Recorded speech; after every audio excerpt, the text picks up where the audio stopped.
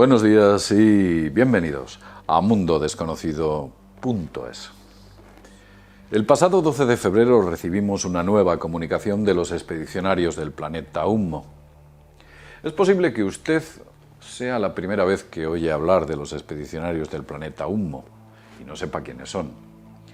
Nos referimos a unos seres extraterrestres que provienen de un lejano planeta situado a 14 años luz de la Tierra. Ellos llevan entre nosotros más de 60 años y su parecido con los habitantes de la Tierra es tan grande que les permite integrarse parcialmente en nuestra red social.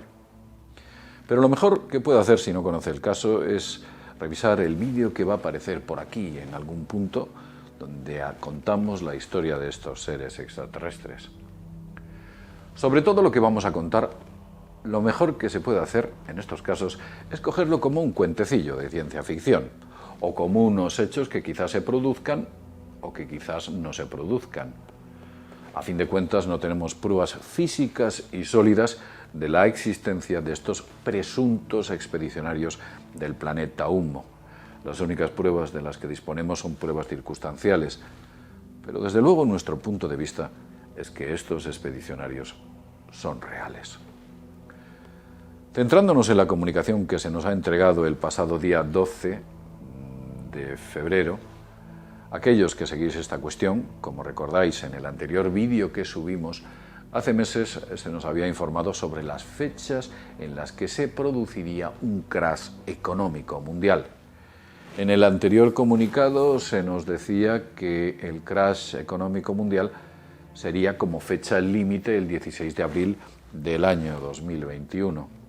Asimismo, se nos indicaba que durante el año 2020 se producirían cortes energéticos por todo el mundo. Y se nos comentaba que a partir del 26 de diciembre un importante banco empezaría a caer, algo que no ha sucedido y que explicaremos al final del vídeo, ya que nos han entregado datos adicionales sobre este particular, sobre el banco que no cayó y dijeron que quizás o a partir del día 26 de diciembre iba a caer. Este nuevo informe actualizado de datos nace con respecto a la pregunta efectuada por un seguidor que está dentro del grupo de contactados con estos seres. Concretamente fue Xaps, un barcelonés que preguntó lo siguiente: ¿vuestra sugerencia de no tener todo el dinero en manos del banco sigue siendo válida? Como respuesta, los expedicionarios de Humo dijeron lo siguiente: aquí encontrará estadísticas actualizadas, así como algunos consejos relacionados con su dinero e inquietudes bancarias, que le animamos a observar si es posible. Y nos entregaron el gráfico que estáis viendo aquí en estos momentos.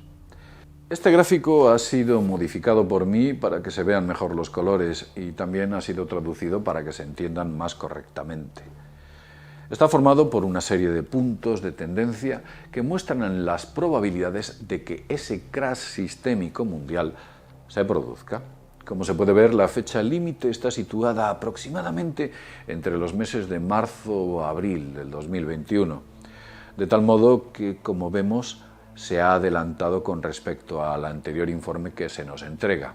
Aquí podéis ver una superposición de un informe con respecto al otro.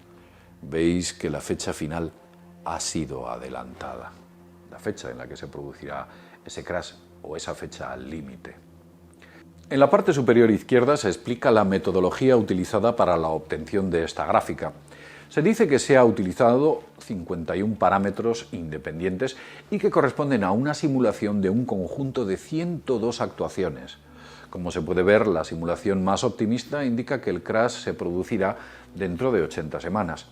La simulación más pesimista dice que se producirá dentro de 48 semanas y la simulación promedio indica que será dentro de 64 semanas. Como he dicho antes, claramente se ve como las fechas se han adelantado, quizás porque los que se encuentran detrás de este crash tienen un poco de prisa para que se produzca.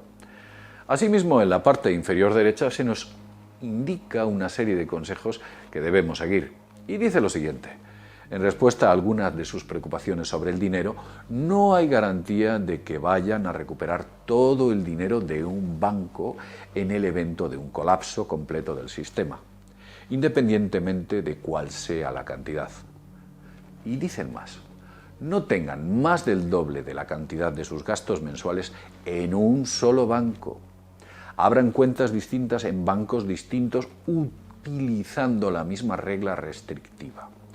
Conserven en casa, distribuida y escondida en diferentes lugares, la cantidad de efectivo equivalente a 2 meses de compras de productos de consumo diario. Básicamente lo que se nos indica es que no tengamos todos los huevos en la misma cesta, pero que los distribuyamos entre varias. Supongo que es un consejo inteligente. En caso de necesitar dinero es más fácil obtener pequeñas cantidades de varios bancos que una gran cantidad de un solo banco si ese crash se produce. Es importante también ver cómo se indica una fecha de 2 meses de dinero de reserva.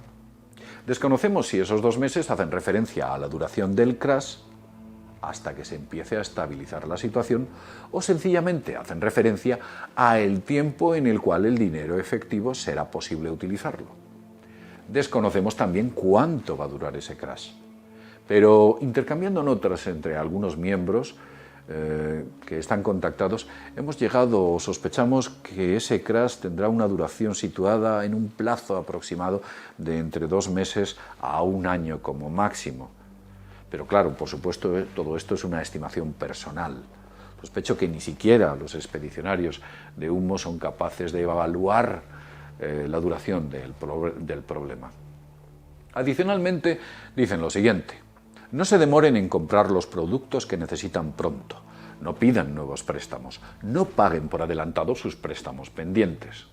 Y hasta aquí es donde ellos nos indican o nos entregan nuevos datos. Al fin y al cabo, dentro de poco nos pondremos en 1/3 de las posibilidades de que se produzca ese crash, lo cual no es una cifra despreciable. Por eso se nos pide un poco de premura a la hora de adquirir los bienes necesarios para poder sostenerse. También dan un consejo razonable. Pedir nuevos créditos implica económicamente ahogarse un poco más y pagarlos por adelantado indica que ese pago de esos préstamos por adelantado hará que perdáis o se pierda una liquidez que quizás se necesite. Esto es lo que nos han dicho. Y como he comentado al principio, cojan toda esta información deportivamente. Al fin y al cabo no tenemos pruebas reales de que todo esto vaya a ser cierto o de que se vaya a producir. Mi consejo es que, como digo en algunas ocasiones, lo deje en stand-by, a la espera de acontecimientos. Ahora voy a hablar sobre la referencia que ellos indican de por qué ese banco que debería haber empezado a caer a partir del día 26 de diciembre de 2019 no ha caído. Ellos dieron un like a un interesante artículo económico que lo explica de manera correcta. Cuando los expedicionarios de humo dan like a algún artículo, por lo general es que consideran que ellos están totalmente de acuerdo con lo que en su interior se pone. El artículo apareció en un periódico alternativo, The Unz Review. The Unz Review es un medio creado por Ron Unz. Este señor Ron es un físico teórico con licenciatura en posgrado de Harvard, Cambridge y Stanford, que extrañamente desde 1980 se entregó al análisis financiero en muy diversas ramas. Digamos que es un gran experto financiero, pese a que él sea físico. En este periódico digital, que es un periódico alternativo, si entráis en él, os voy a poner el link en la página web de mundodesconocido.es, ahí podéis entrar. Como veis, es un periódico que nada tiene que ver con los periódicos convencionales. Cuando entras en un periódico convencional, aquello es como una especie de romería de banners. Pues esto no, esta gente se financia de otra manera, porque si no, no podría ser posible. En este periódico digital alternativo escribe Mike Whitney, un experto analista y periodista, quien cuenta lo siguiente en un largo artículo titulado así, que es el artículo que dan like los señores de humo. Se titula El rescate repo de la Fed. ¿La ha palmado ya algún gran banco? Repo se refiere a la descomunal reposición de liquidez que ha estado haciendo últimamente la Reserva Federal por la noche. Sí, por la noche, ya desde hace meses, y que ha dado lugar a innumerables artículos alertando de que algo raro está sucediendo. Concretamente, entre septiembre de 2019 y el 1 de enero de 2020, ha librado ya 410.000 millones de dólares.